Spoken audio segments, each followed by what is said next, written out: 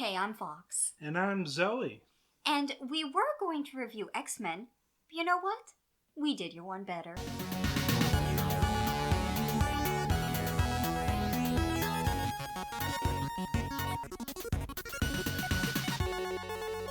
So, X-Men.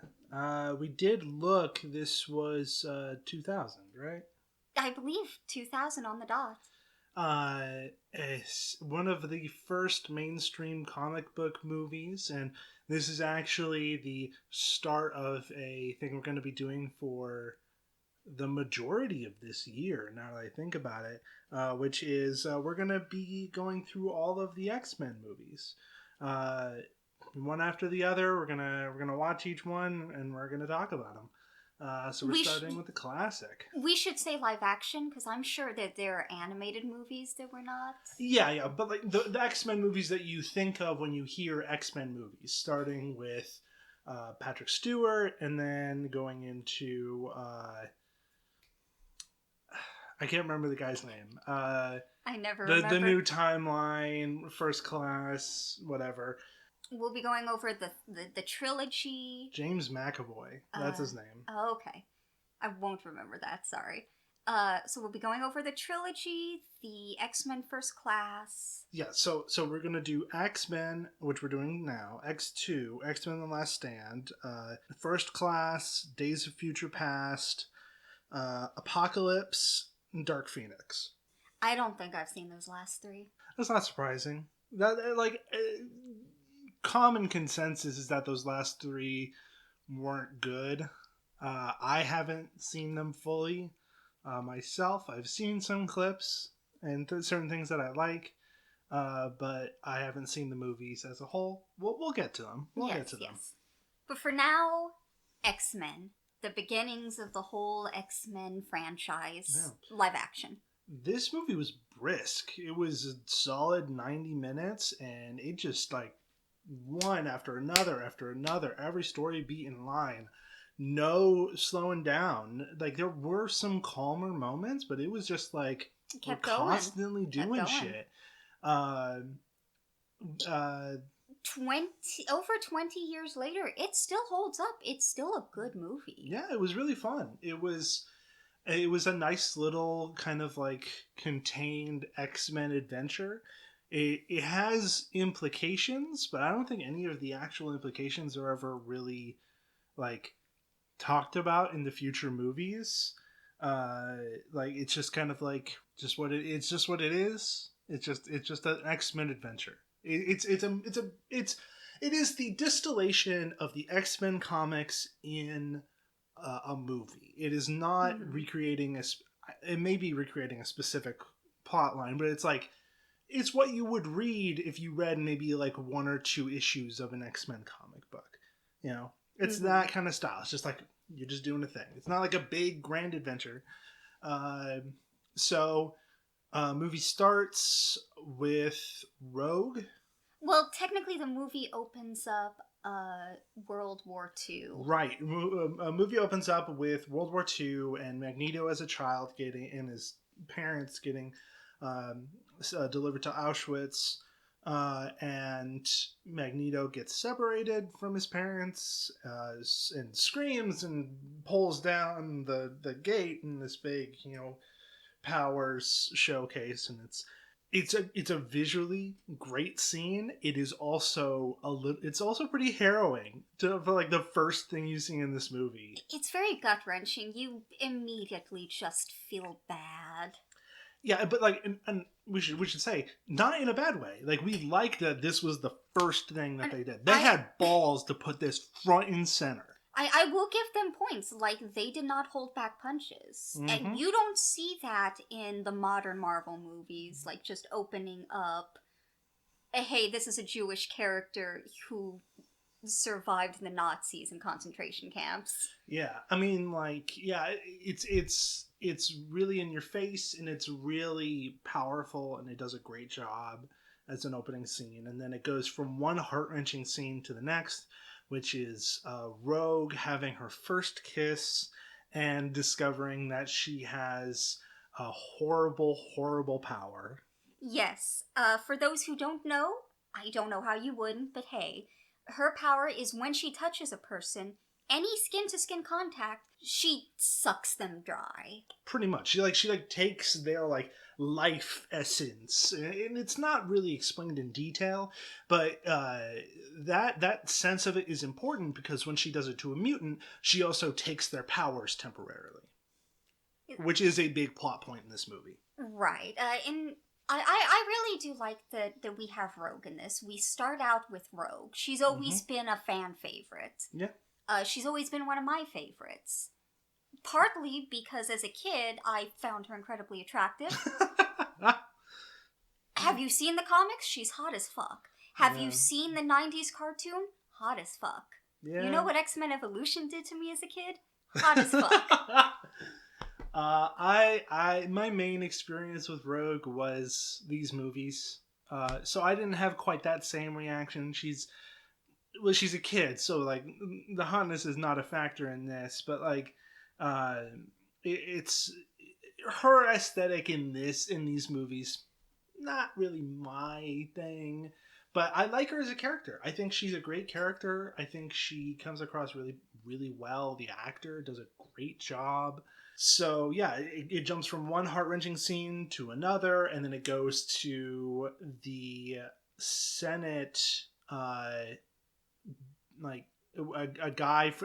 Senate meeting, and a guy goes on a really a really strong anti-mutant rant on the Senate floor, and everybody's cheering for him, and Xavier and Jean Grey are there, and they are destroyed. And X-Men as a whole is not subtle about its connection to queerness. This movie is even less subtle. It is the exact language. It was surprising in a way that I didn't expect to be surprised to kind of hear this and have a bit of a powerful reaction to it in the moment, because when I first saw these movies, I was a little kid and I didn't really understand the whole thing about what being queer is, and now I'm very queer and I'm like, oh, okay, wow, that really hits me right in the stomach. Everyone remembers, I don't know if it's 2 or 3, that infamous line where I think it's Bobby's mom is like, have you ever tried not being a mutant? I know that's specifically 3. It's 3, okay. But that sort of stuff it starts in 1. Yeah. They still hit you because, the 2000s, it was a very wrought time. Yeah. For us. It was, and it's very in your face about it. And then that scene happens. There's a bit of a back and forth between Xavier and Magneto. And the movie does a great job in establishing the stances of these two characters. The fact that Magneto isn't that Magneto's stance is not a bad one. He's not a bad guy, and his ultimate goals are good.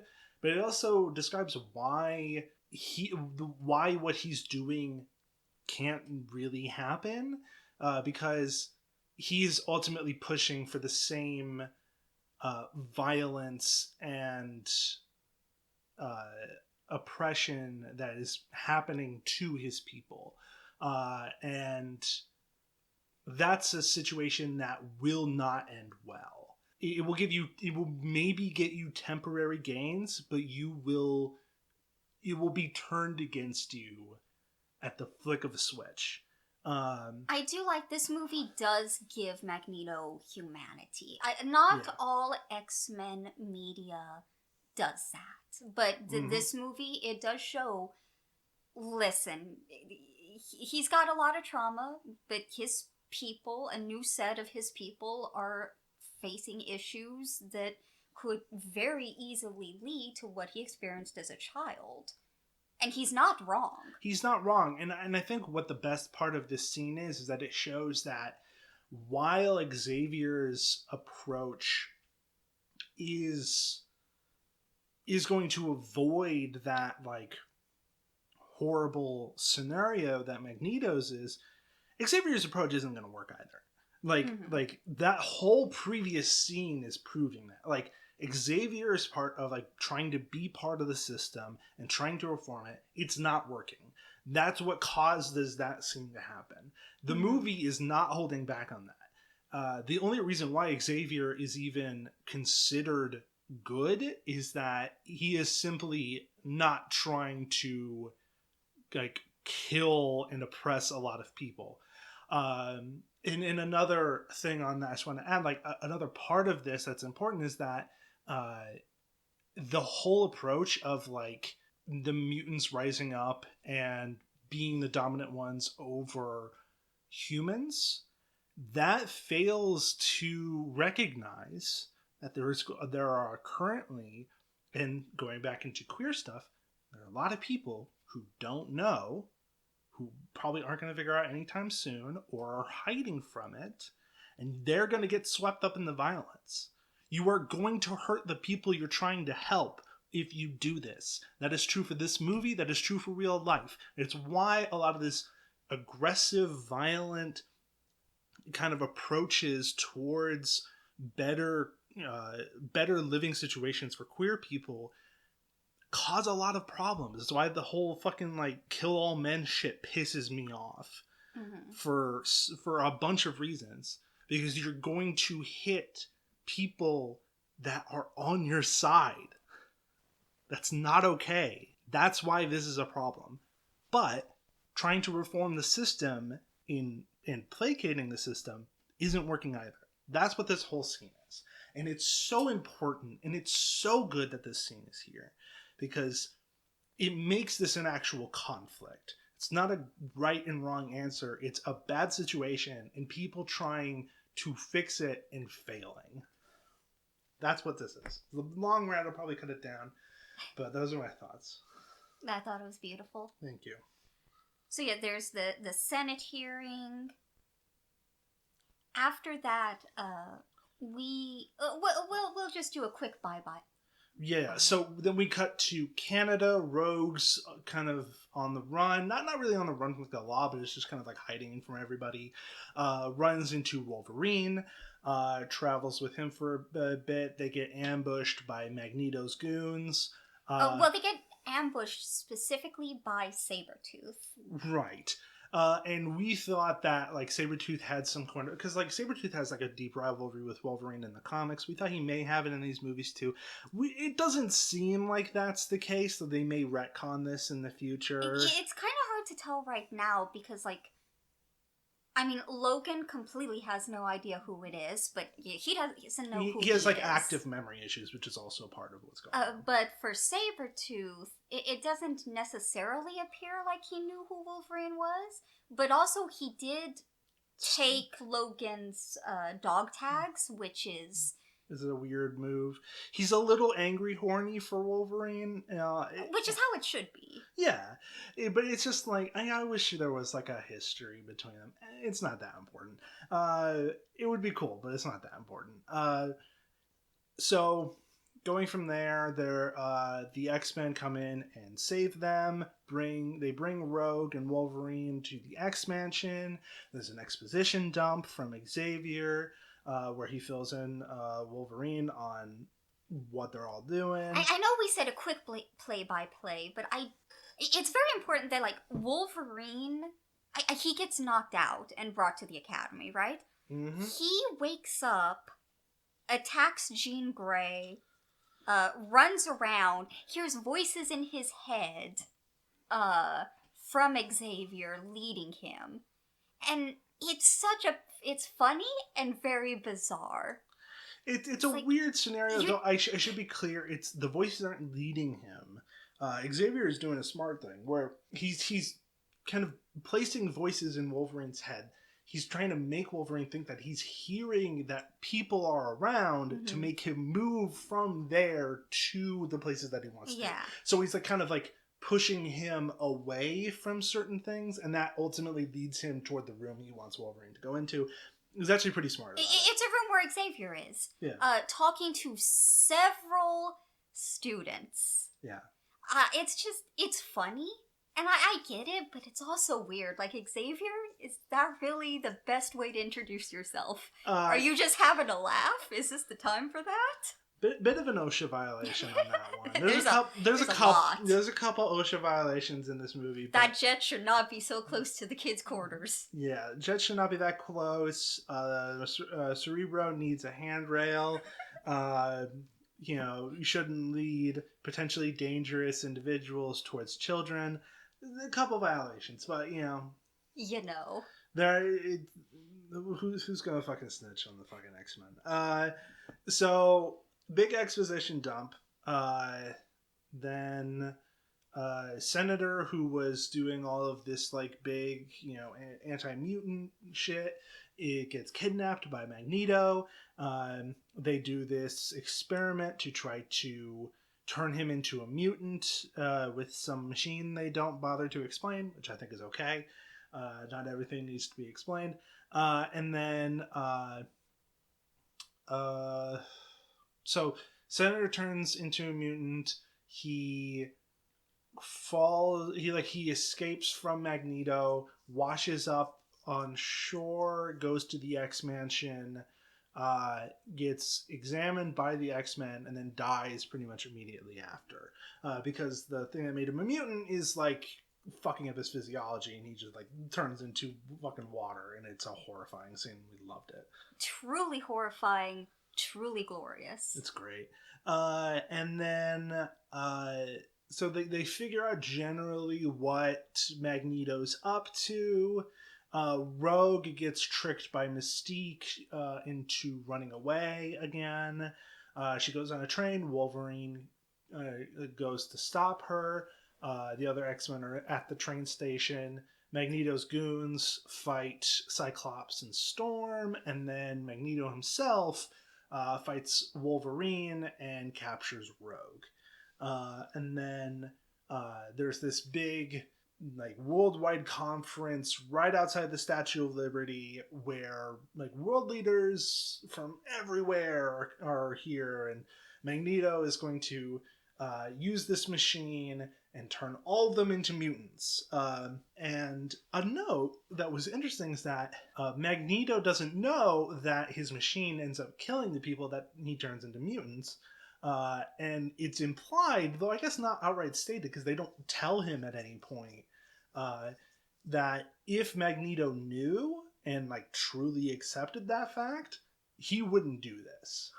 Which is an interesting bit of characterization. Right, like, it's not like he's trying to kill people. He wants to make, Homo sapiens into a mutant like him, so, in the hopes that they will not murder the others. Right. And he's targeting the world leaders to try to pass, get the countries on board with mutants and all this other stuff.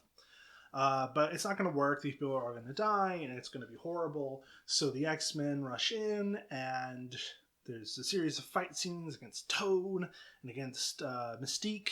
Sabretooth and is there Sabretooth, too. And then the machine almost goes off, and then they disable it right at the very last second. And then Rogue gets the white streak in her hair because Magneto uses her to kind of like amplify his powers and make the machine go farther. But everybody's okay. Toad dies, but everybody else is okay. Yeah, we don't see him again. He just flies off after being struck by lightning. Flies off like into the water. Yeah, into the fucking ocean. Yeah, so he's dead. He's probably dead. I don't think there's a way that he survives that. He doesn't come back in the later movies, as far as I know. If he comes back, then it would be a nice redemption. But like redemption of the movies, I should say, not of his character. We don't need Toad to be redeemed. He's already perfect. Love him. He's goals. Yeah, he's your goals. He's Gremlin goals. Yeah, he's great. If I had a like long ass tongue like that I could just. Yeah, that's great. So that's pretty much the movie. Like that's like the pace of how it goes too. Like it just goes boom, boom, boom, boom, boom, and there's a lot of emphasis on like fun fight scenes and interactions, and like I loved how like Hugh Jackman played Mystique pretending to be Wolverine. That was really good. That was great. The little differences. He's a great actor. He did that really well. Mystique's hot. Yeah. We have to say it. This version, the way this Mystique transforms, is actually a really cool effect. It's like stylized, and I don't know how to describe it, but like it feels comic booky, and it's like different from all the other ways I've seen Mystique transform. It feels like parts of her body are actually flipping out to be different. Yeah, that makes sense. Yeah. It is a very interesting effect that outside of these movies, I don't know if that was ever done again or anything like that. Not quite like that. The future movies have a somewhat similar effect, but it's not as stylized. It's not as good in my opinion. It's like she has like scales, and like the individual scales are like flipping over. Yeah. Instead of how this looks, which is like, it's hard to describe, but it's cool. It's cool. Mm-hmm. Yeah, it's a very slim movie. It's a very to the point movie. It's great. I loved it. I wish we had more movies like this that were just like, this is just a standard adventure for the X-Men. Like, there's stakes. There's decently high stakes, but it's like nothing huge of consequence happened. Like, at the end of the day, it's just what it was. Well, I mean, Magneto does get taken in by the police, but he escapes literally right at the beginning of the next movie, so it doesn't matter. Yeah, but still. But like, it's very just like, this is just standard shit. I would love to see more movies like that. I would love that. Yeah, I mean, like this movie knew what it wanted to do, and it did it. And I do have to wonder at the end, how quick did they put that like wild jail cell together for Magneto? Because it's not like a normal cell. I think the implication is that he's been jailed before in this prison. Oh, okay, I can see that. Like they built this because he's been doing shit for a while now. Yeah. And so they've had this prison for a while, and even in the future movies, there's a earlier version of the plastic prison in Days of Future Past. It's not the same setup. Okay. So it's like, and that's in like 70s. Right. So like it's like there's like different iterations, and they've made it better and more resilient over time. Okay. So it's he's probably been jailed. I didn't think about that. I was just thinking in terms of like maybe this just feels like the first real time that he's really put himself out there, and before he's just been working in the shadows. Because what it seems like is, I mean, right now the Brotherhood is very small. It was just Magneto, Sabretooth, Toad, Mystique. Just the four of them. No Blob, no Quicksilver, no Scarlet Witch. I don't think any of those become Brotherhood members in the next two movies. Yeah, I'm trying to think. I don't remember much. Blob shows up. Quicksilver doesn't. Oh, Quicksilver does in Days of Future Past, but not Scarlet Witch. Blob shows up, but he's not part of the Brotherhood. At least I don't think. He's just kind of doing his own thing. I vaguely recall Blob being in the movies, but I don't know what he does. It's just a shame. I don't think he's in the ones that we're watching. He might. Oh. Yeah, I think he's in the X-Men Origins. Oh. X-Men Origins Wolverine. I think that's one he shows up in. Oh. Yeah. That's unexpected. Okay. Yeah. Well, but he's just like a bit part. He has like a thing there, but he doesn't do much. They have like a little comical fight scene between him and Wolverine. All right. Well, let's talk about like the little small details. Jean Grey, of course, it sets up that Wolverine is into Jean Grey, and Who's Jean Grey is with Cyclops. It also sets up that Cyclops is a dick, which is true in the comics too. He's an asshole. Every iteration, he's just kind of a piece of shit. That's just Cyclops. Yeah. It sets up, the rivalry between Wolverine and Cyclops. Which I think was pretty well written. It's very jokey. Yeah, I liked it. I don't... And this is true of all iterations of this love triangle. I don't care. Yeah, I don't care either. I don't give a shit. Jean Grey, you deserve better, but also... I just don't care. This is the thing, because it's like Cyclops and Wolverine just need to hate fuck. Oh yeah, they do. That's 100% what just needs to happen here, and I'm sure Jean Grey would be fine with both. And then every so often, Wolverine and Cyclops just do like a rivalry hate fuck, and that would be fine. That's how you do it. That's how you balance that out. I mean, that's the best case scenario for, let's be real, all of them. Yeah. It's that polycule where like it's like the open face triangle, except there is occasional hate fuck. Yeah. Occasionally you put up those walls and fuck them back down. Is that? I don't think that's what you're gonna go for, but so it's like it feels a little manufactured drama, but also like this was 2000. I understand that would have been a big ask. it was 2000, but it's very bland. It's very bland. Yeah, it wasn't interesting in the comics for decades and decades, and probably still going. Not interesting now. Yeah. But it also sets up, a few of background characters like Bobby, Iceman.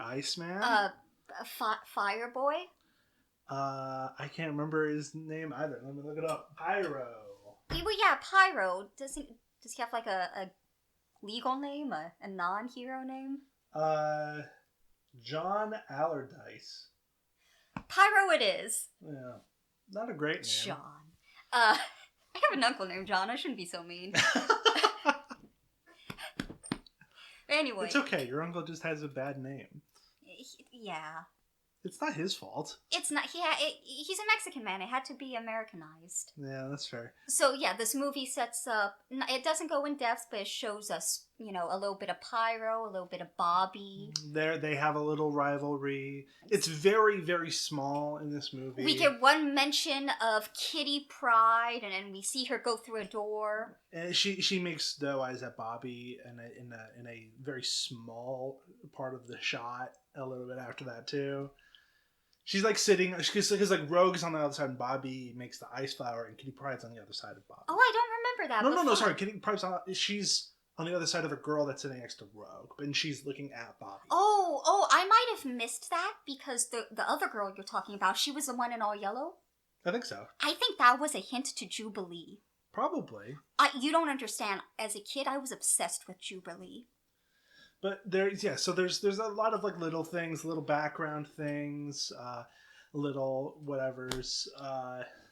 I wish going on in the movies they had, instead of Bobby and Rogue, spoilers, they had Jubilee play a bigger part and also get with Rogue.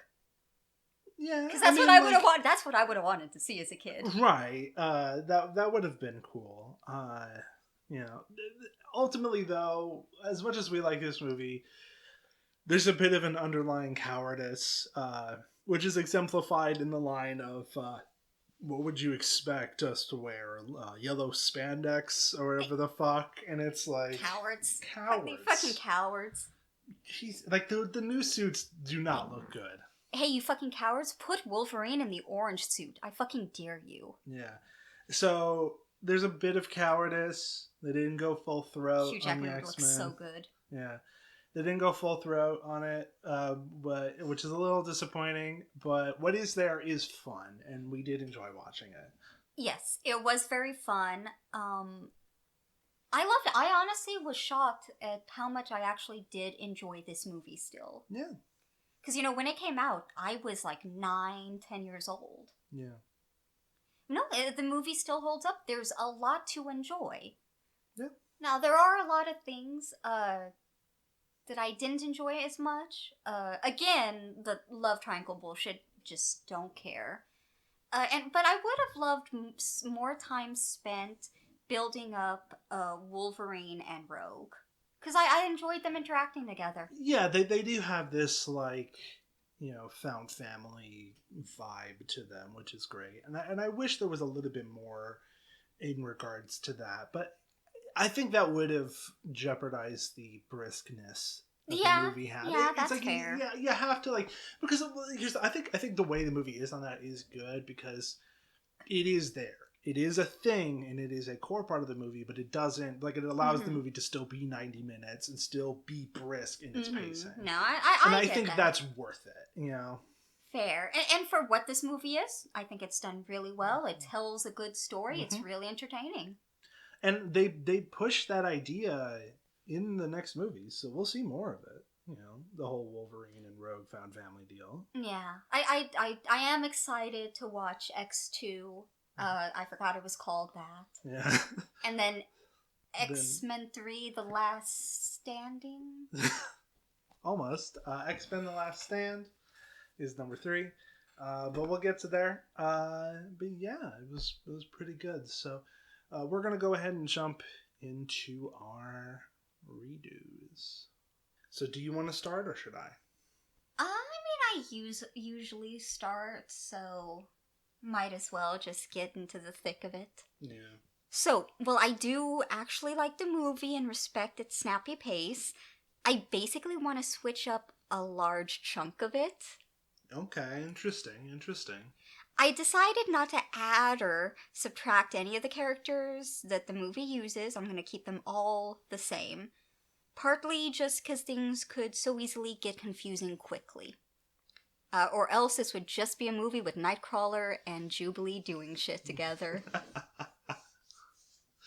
Oh yeah, I mean that's really the natural like endpoint for you in X-Men movies. Yeah, just have my favorite characters fuck around. That's all I want. Yeah. So I think the opening at the You're just writing fan fiction. That's what that is. You're just ultimately you'll end up writing fan fiction. I have written X-Men fan fiction. That doesn't surprise me. Especially for X-Men Evolution, but we'll leave that aside. Somewhere on the internet. I don't know where. So, I think the opening at the death camp is great. Out of context, that is a bad sentence. I did not realize it until it came out of my mouth. But we get what I'm saying. You know, that scene, tragic, it can be kept. Rogue's tragic scene can also stay. Basically, I'm not changing things until the car accident. Sabretooth is still going to attack, but I want a line where he's snarling, "You," or "found you," or something like that. You know, Logan isn't going to he isn't going to know who he is. He doesn't remember Sabretooth. And I just want to make sure that there's that real hint of there being a past between them. Storm and Cyclops are still going to show up, but Logan and Rogue aren't going to trust them. Because why would they? Yeah, like, why would they? So, sometime during the fight, Rogue is going to suck Cyclops' powers, probably accidentally. Though, actually, back up real quick. Wolverine doesn't see them show up. Not really. Yeah, Wolverine's in the thick of it with the fight with Sabretooth, and then he's knocked out, and then he's taken. He doesn't go willingly. And then Rogue, I can understand Rogue trusting them, because they just showed up and saved her life, and they're also, like, big adult mutants who are capable. And when you're a young queer, that's like, it's easy to kind of fall for that. Yeah, and let's be real, in that situation, she wouldn't have much of a choice. Not to say that, like, Storm would just kidnap a kid, but it'd be really easy. Yeah, but, like, Rogue is, like, is innocent and trusting and all this other shit, and, like, I feel like if the X-Men showed up, she would be like, yes, thank you. Oh my god. And that's fair, but here, Logan isn't gonna get, just knocked the fuck out. Rogue is gonna be a little more active in the fight. Mostly because, like I said, she's gonna end up sucking Cyclops' powers. Okay. I shouldn't say sucking. It's a little inappropriate. It's but a little much. Maybe I find that choice interesting because you're bringing up that aspect of her powers way earlier than the movie itself did. Yeah. I think that this would be a good time to showcase it. So, the X-Men can see it.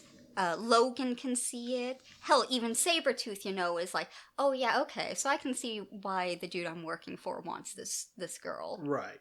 her value becomes clear immediately. Mm-hmm. I like that little... And of course, it would be better for her to take Cyclops' powers. Right, because if she takes Storm's, then that can cause some real unintended consequences. And if she takes Wolverine will fucking die. Yeah. But what I imagine is, she takes Cyclops' powers, and she's not going to be able to handle that, because would you be able to handle suddenly having giant fucking lasers as eyeballs? Yeah, it's a lot. Yeah, that's a lot. And so, chaos happens, Sabretooth gets away, and Storm can't do anything but look after Cyclops, because his ass is unconscious on the floor. Yeah. As it should be. And so Logan will just grab Rogue and run the fuck off. So from that point, they're on the run, unsure what's happening, just knowing that people want them. Or at least they assume it's Logan that's wanted, Maybe they still don't realize, because why would they? Why would they just imagine everyone wants this kid? Yeah, and I think there's still justification for that, because it's this aspect of her powers is even new to Rogue. It jumping to the conclusion that Magneto would want her when she's unknown, pretty much. That, and with Sabretooth specifically coming after Logan, they have a history. Right. It would make sense that Logan would assume he's the one being hunted, because also Logan's a much more he's not a public figure, but he's a known mutant, when Rogue really isn't. So it still makes sense, but it does kind of broach the idea of Rogue is more powerful than we realize. Right. And Rogue is going to refuse to leave Logan's side, because one, where else would she go? Yeah, you're kind of stuck in the Canadian wilderness. Yeah, if you're gonna the car was fucking destroyed. If you're stuck in the Canadian wilderness in what I assume is Canadian winter, or maybe that's just normal Canada. It's hard to tell. I think it is winter, because I think it's definitely stronger than normal. If someone is gonna help you survive that, it's gonna be Wolverine. And two, Rogue and Logan, they just mesh well together, and she wouldn't want to lose that. This is the first person she's connected with after almost killing her boyfriend. Was it almost, or did she actually kill him, or was he just in a coma? I think he was just in a coma. I don't think he died. At least not yet. Yeah. And speak on that, Logan isn't repulsed by her. He's not afraid. She's not going to want to lose that. So a good chunk of the middle of the film is basically just them on the run from both Magneto's side and Xavier's. And of course, Magneto doing his own thing of giving the mutants power, those mutant powers to the Senator. I'm not changing what he's doing. He's keeping his plan. That's fascinating. That's already a gigantic departure. Right. So there are some more close calls. We learn some of Logan's tragic backstory by him and Rogue just talking. Just bonding. Maybe even trying to figure out who these people are to him. Just really show these two seemingly against the world. Also, plenty of opportunity for Logan and Cyclops to really keep pissing each other off. And that has nothing to do with Jean, Yeah. Just have them have a rivalry, a hateful rivalry outside of the fact that they're both attracted to one woman. Yeah. That's yeah. I'm not setting up a romance between Jean and Logan, because I have never and will never give a shit about the original X-Men love triangle. Never. I also won't be giving any hints about the love triangle in later movies between Rogue, Bobby, and Pyro. There's enough going on. Is that a love triangle? If I remember correctly, it was. I guess we'll see. I don't have any recollection of that. I don't know, but Oh, I knew that Rogue and Iceman were into each other. But even what we saw, the only thing we saw with Pyro was him showing off his little fire. Well, he wasn't really showing off to Rogue. He was just kind of fidgeting with it. I felt like he was showing it off to all the girls behind him. No, he was just doing it behind him so the teacher couldn't see. He didn't look behind him to make sure they were watching or anything. He just kind of did it. I can't. He's an ADHD kid, and he was just fidgeting, and he all happens to have fire powers. I will agree with that. If I had fire powers, I'd just be setting little fires all the time. Yeah. I'm not a pyromaniac. Yeah. I want that on the record. Not a pyromaniac yet. Legally. I'm not. But no, I do remember there was some rivalry between them, and I just don't want to set that up because I just don't care. I think the rivalry, it specifically comes in X-Men: The Last Stand, and there's a like plot reason for it. It's not just these characters have a rivalry. I think like shit happens.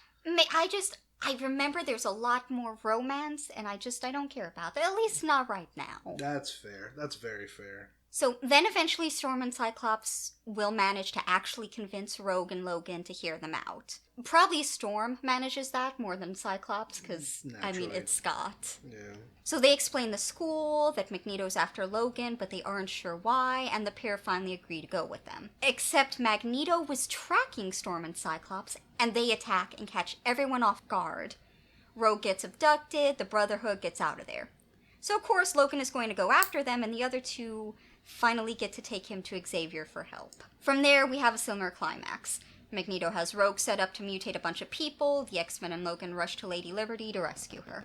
I do want a scene where Magneto mentions he had been hoping to get Logan too, because he realizes with Rogue's ability to suck powers and Logan's healing factor, she wouldn't have to die. But he has no choice now. You know, because this thing is happening right now, he has to do it. Yeah. You know? This way, it shows Magneto does actually think ahead. He's not completely blinded by the end goal. And also, he can easily blame Rogue's death on Xavier and his team getting in the way. Yeah.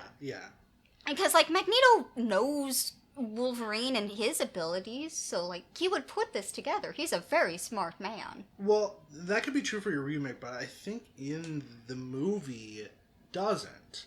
Because when he encounters Wolverine on the train, he has a line like, "Is that wonderful metal coursing throughout your whole body?" Like he doesn't know, and he's realizing, and he finds it amusing. So like I think he doesn't know what Wolverine's thing is in the movie. Maybe Wolverine just happened to be there, and they're going for Rogue. Maybe. Okay, I can see that. It's kind of dubious, but. Definitely in my remake here, he will have known, and he'll have put two to two together, but, you know, unfortunately, he wasn't able to take Logan. Right. So everything from this point basically stays the same climax-wise. Toad probably dies, Mystique pretends to be dead, because fuck that. Sabretooth fucks off, vowing to get Logan to remember him. Magneto gets imprisoned in, honestly, a cell that costs all of the budget of the government. Just all of it. Yeah. Like, that has to be expensive as fuck. Yeah. And at the very end, where Logan is getting ready to leave, I want Rogue to already be outside waiting on him. She's ready to continue following, but Logan's gonna be like, hey, I think we can trust this school. Cyclops is an asshole, but the others seem cool. You'll be safe here. And of course, he still promises to come back. Very sweet, very emotional. Okay, that's a very interesting remake, and maybe you can clarify this, but I get the impression that, like, in this remake, we don't get to go to the X-Mansion until after the movie, pretty much. Like, after the climax. I think there's maybe a brief moment once Rogue is kidnapped where they take Logan to Xavier, just to, like, hey, you need to help us. What you need to help Logan. What can we do here? Okay.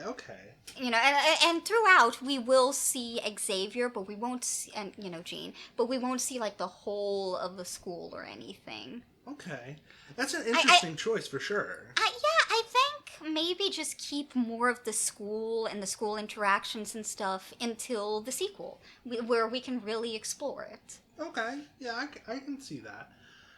It's definitely interesting. It's one of the, I think, larger departures, which is weird because when you say it, it doesn't really sound like it, but like the tone and the pacing and the tone and pacing and underlying themes do shift in pretty major ways with this change, which has not really been the case in a lot of our remakes in the past. I think we've kept pretty close to the things that the movie is saying, but this really does go out there, and that's fascinating. I like that a lot. Thank you.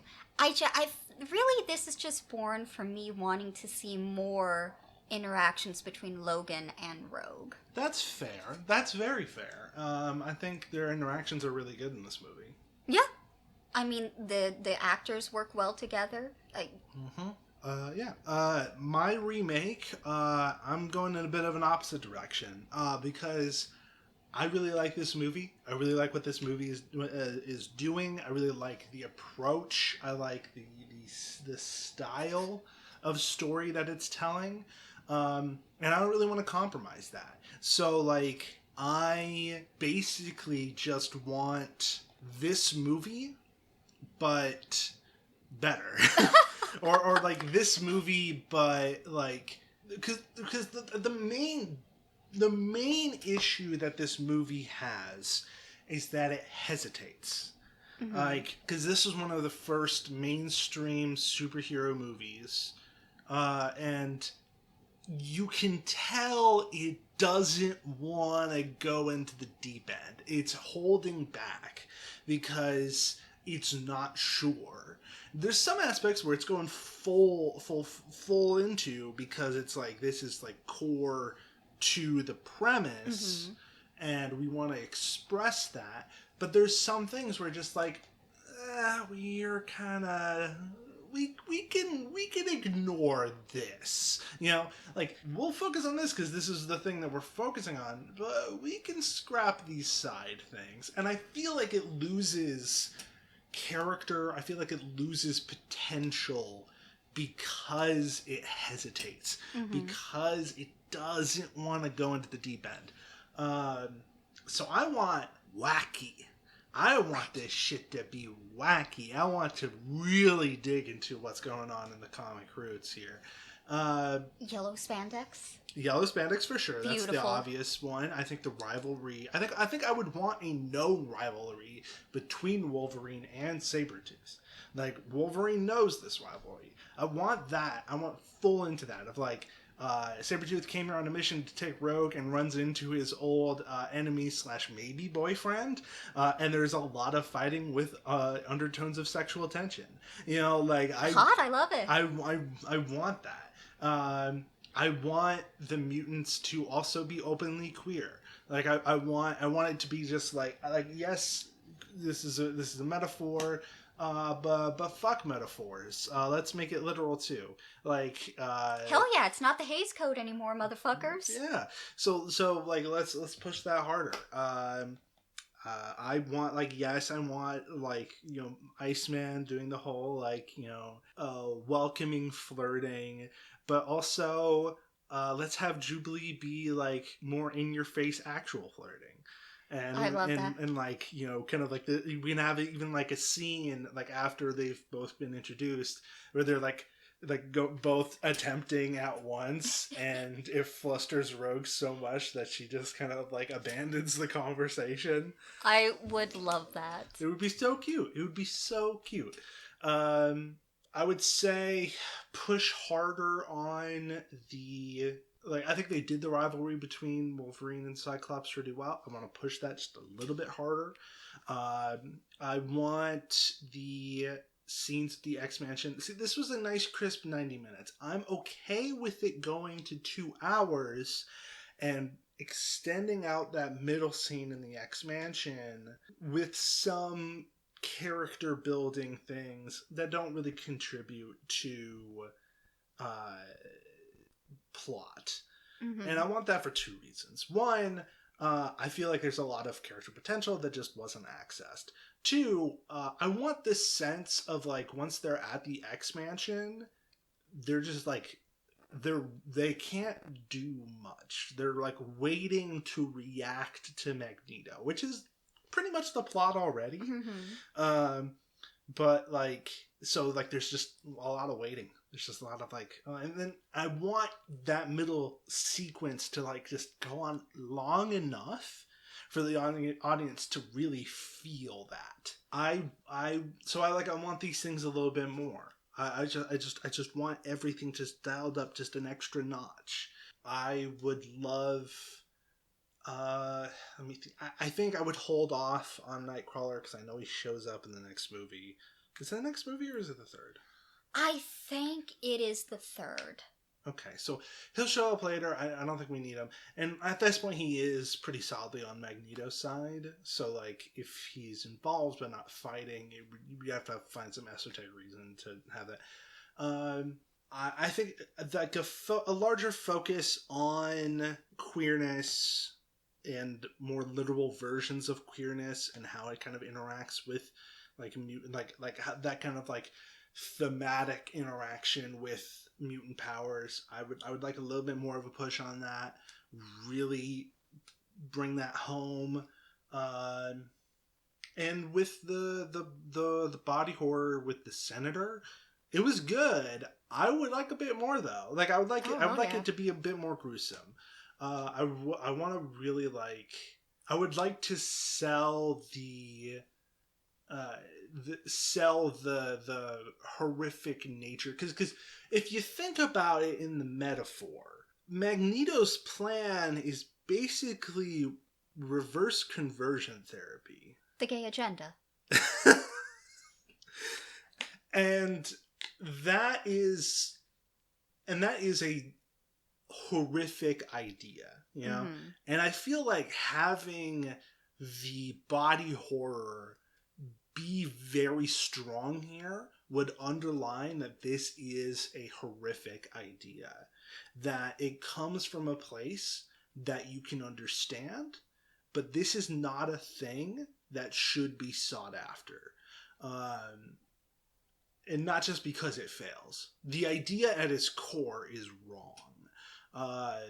Because the whole point of queer people, of black people, of minorities pushing for equal rights is to make sure that nobody goes through the horrors that they have gone through systemically.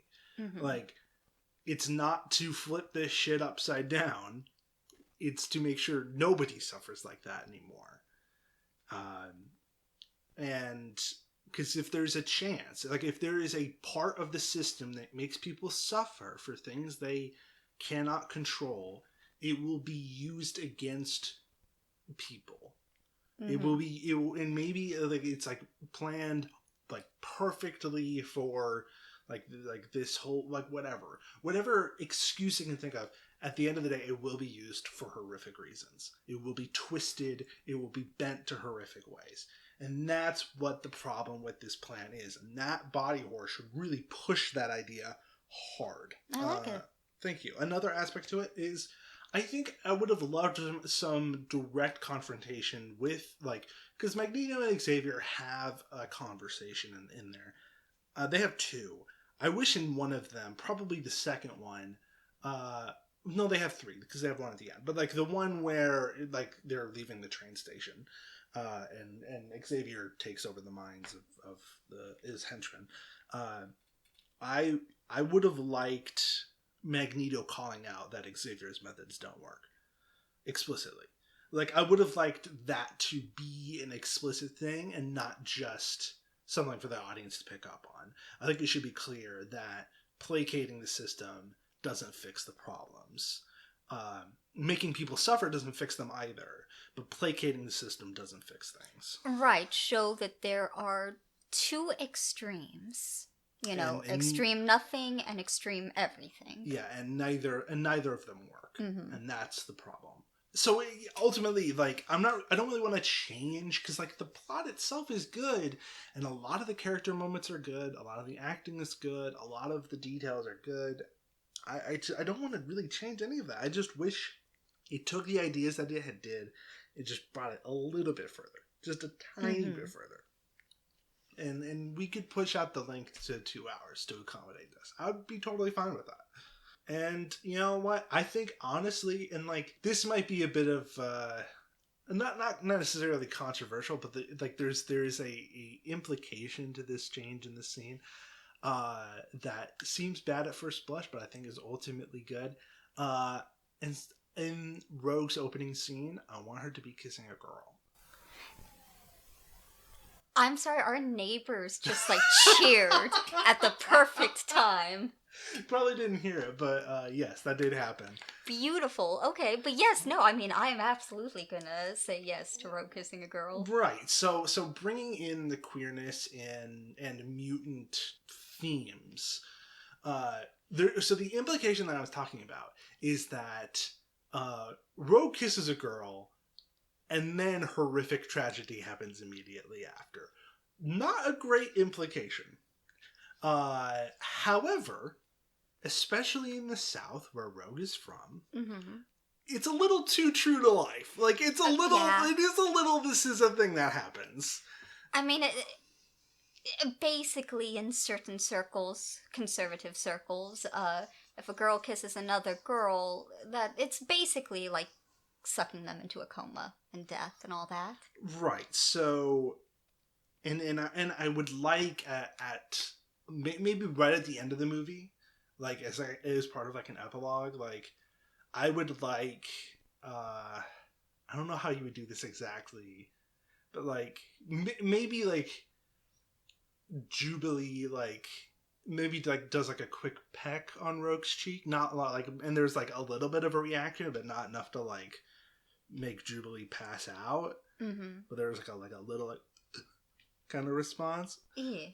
Which is also not great, but I want Rogue to have a kiss or some kind of affection at the end of the movie that is positive.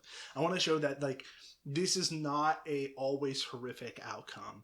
Obviously, with Rogue's powers, it's a little hard to do, right? But something maybe Jubilee just kind of like or kisses the back of Rogue's hand with Rogue's gloves on. Maybe so. You can think of something, but I want there to be a moment of intimacy and affection with Rogue that is positive and doesn't hurt anybody. I mean, I absolutely adore that. Yes, she deserves some good affection, and preferably with Jubilee, but in like a I'm your friend and I really care about you. This could be romantic later, but it's not necessarily now. Specifically to bookend the whole queer part of those themes. Yeah, I like it. Could be Iceman, but I think it would be. You would notice it more if it was another girl. So Jubilee is the most obvious option there, because of course. And I mean, I'm never going to say no to Jubilee. Right. So it's just like taking these things and just bringing them a step forward, bringing them to the finish line that it was clearly approaching. That's really all my changes are. I think it's really good. I really do like, putting more comic personality into the movies. I think they could really use it. I know it's been memed a lot, or at least it used to be, that like the they're also wearing bondage gear, is what it looks like. Just, yeah. They're going to a leather club. Yeah. Also, another change. I know it adds to your special effects budget. Make telepathy and telekinesis and Magneto's powers. Give them a visual element. Give them like the fucking ring waves or like the purple whatever. Because they have that in the comics. Like and I get why they do it in movies, because it's a hell of a lot cheaper just to have like really thin invisible strings to just like pull things around. Right. You barely do anything in the edit, and you're just like animating the whole thing, and it adds to it. But this is the no cowards version of this movie, so put in the fucking work. You know what? That is fair. That is fair. So yeah, and special effects like that a lot easier now than back 20. Yeah, around 20 years ago. 20 years ago. Oh, God. Because it's 2023 and this was 2000. I don't like thinking about that, but yeah. So yeah, definitely easier now, for sure. But like, just because they're the only ones who don't have a visual element to their powers, which is really unfortunate. Because like, obviously Wolverine, you can very clearly see when he's using his powers. Rogue, people fucking die under her touch. Like, you don't necessarily need to add special effects to that, but you could if you wanted. Toad, very visual goblin. Storm, obvious. Cyclops, obvious. Sabretooth, same shit. But Magneto and Professor X and Jean Grey don't, and it's unfortunate. And I wish they did. So, yeah, give that shit a fucking visual element and make it like the comics. Do the ring waves and the purple whooshy light and and like the little bubbles. Yeah, I'd be into that. Magneto does. It's cool. Just do it. Just fucking do it already. Jesus. Cowards. Even Marvel, like Marvel did the fucking minimum when they had Professor X in Multiverse of Madness. He had a cameo as part of the Illuminati. What? Wait, what? Well, that's a thing in the comics. I don't really remember this. But yes, so they appeared in Multiverse of Madness in one of the alternate universes. And Xavier's there. He's still played by Patrick Stewart. Though Patrick Stewart is like, he's checked out. He's just like remembering that and like seeing him in this movie. He's just like, I am so old. I want to be done with acting. You can tell. Listen, that's fair. He has done more than enough. Yeah, he's done so much. But he has like one moment where he like, he does two. There's two uses of his powers. One where he shows Stephen Strange a memory of what happened to the Stephen Strange of that reality. So I'm not going to get into it. And then there's another where he goes into Scarlet Witch's mind to do some bullshit. Both times he does like the fingers to the pulse like he does in these movies, but they also has like the little faint, like little okay. But it's very faint. It's very minor. They went fucking lowest bar with this shit. Like give us the comics fucking special effects.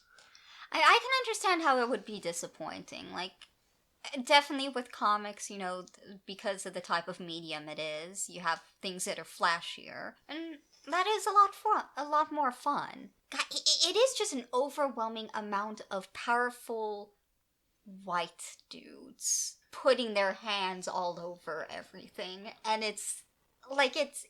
we all see the implications of that, right? It's not just me.